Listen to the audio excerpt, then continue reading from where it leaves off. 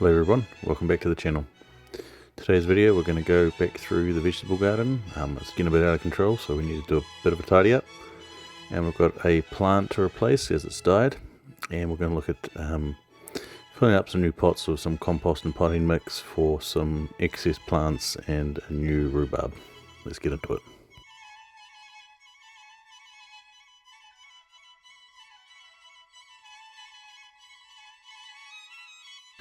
As you can see in the video, our veggie boxes are getting a bit out of control. Debris from other trees and plants above them are starting to fall into the boxes. We've got wild growth of plants we weren't quite expecting. The compost that we used had a lot of tomato seeds, so tomatoes have just popped up everywhere, and a few other bits and pieces.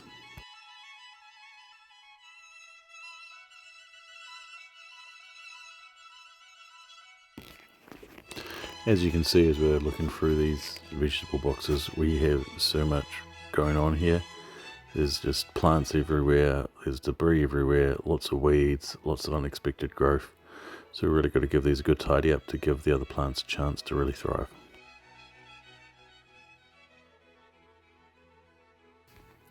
First up, we're replacing a passion fruit that died. Something wasn't quite right, the leaves all fell off and it pretty much died. Could have been the nutrients, could have been the drainage, not quite sure. But the passion fruit right next to it's doing really well, as you can see. So we've got this trellis behind it for it to grow up. So I like to dig a little hole, get some compost and topsoil ready, and we're going to plant it right next to where the other one is. Hopefully they both start entwining and growing together. Passion fruit, really fast growers, so get it off to a good start and they usually take care of themselves. Next up, we're going to fill up some new pots with potting mix and compost. The potting mix helps with the drainage and the compost adds all the nutrients we need to keep the soil biologically active. First up, with the pot we're getting for this new rhubarb we got. We quite like rhubarb. This goes great in apple crumble. Rhubarb's pretty tough, but it loves rich soil and compost, so it's important to get it quite right. The other two pots we have here, we've got so many excess tomatoes and strawberries, we want to keep using them, so we're going to put them into these pots that you see alongside. For the potting mix to compost ratio, I like to have about 75% potting mix and about 25% compost.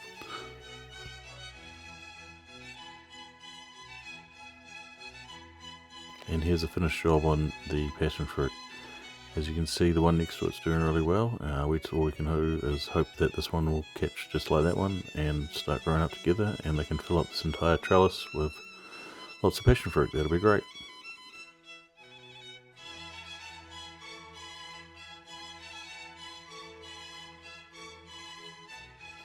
Here's the rest of the berry garden that's been tidied up. There was a few weeds and bits and pieces we needed to get out, so we put a bit extra soil and mulch down. As you can see, the two blueberries are still going quite well in front, and our raspberries at the back have taken off pretty well as well. So hopefully next season we get some good raspberries. And the new rhubarb next to the old rhubarb, as well as the new tomatoes next to the old tomatoes. And more tomatoes. Our tomatoes have done really well this year. As you can see, we've got a few different types with the different colours you see going on. We've actually got so many tomatoes we've thrown out some of the smaller ones, and we're going to have to start turning these tomatoes into sauce. And here's some of the strawberries that we're continuing. Strawberries have struggled a little bit this year, so we're going to look to next season to try and get them going better. When tidying up vegetable boxes, it's not a glamorous job, but it's a very important job in the garden.